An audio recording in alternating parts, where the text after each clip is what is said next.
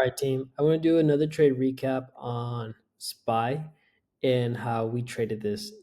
SPY was originally a strangle for PPI news. Okay, so the expected move was somewhat big. I believe it was like 6 points, 5.6 points, and so I got a strangle, and it opened actually flat. Didn't really do anything, and then I saw,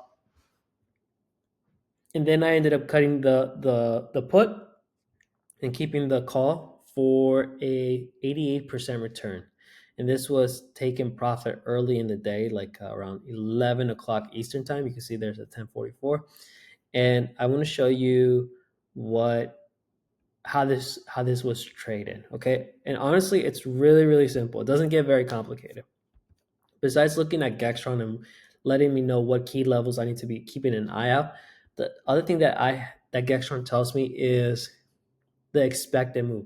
You see these little parentheses with plus and number signs? Well, Gextron calculates the expected move for me by a specific date. And so this way I know what I'm kind of aiming for, at least somewhat, right? This getting the expected move gives you at least a higher probability of winning just by picking a contract that's in the right direction, right? Not too far out of the money for the week. So Gextron, before the week started, we I let the team know that Gextron is telling us that the weekly expected move for SPY to the top is 61093, somewhere around this area. Okay, and actually QQQ did the same thing. It actually went above the weekly expected move. You see, there's that one.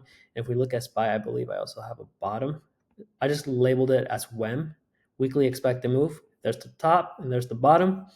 And what I did here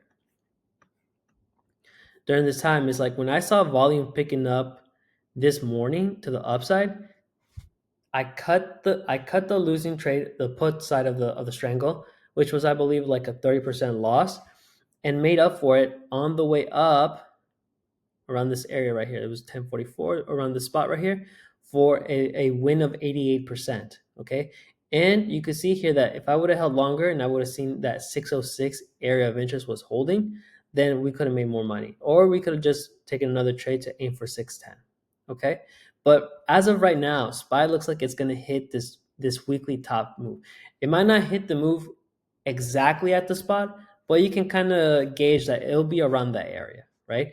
And it can possibly hit there, stall out, maybe fall back down, or stall out and maybe go up higher. The likelihood of it going higher is kind of low, but at least this gives us, when we're trading, calculating the weekly expected move is going to be very, very helpful because you are able to pick, like if you know the weekly top and bottom for SPY, you could pick 2-3 weeks out and swing trade that to give you time buffer. You don't have to swing trade that specific strike that given week.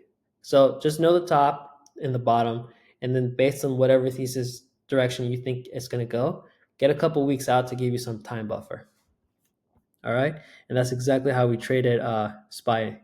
It's just a little bit different because of the PPI news, but that gave us an edge, and we ended up netting 88%. So that's it.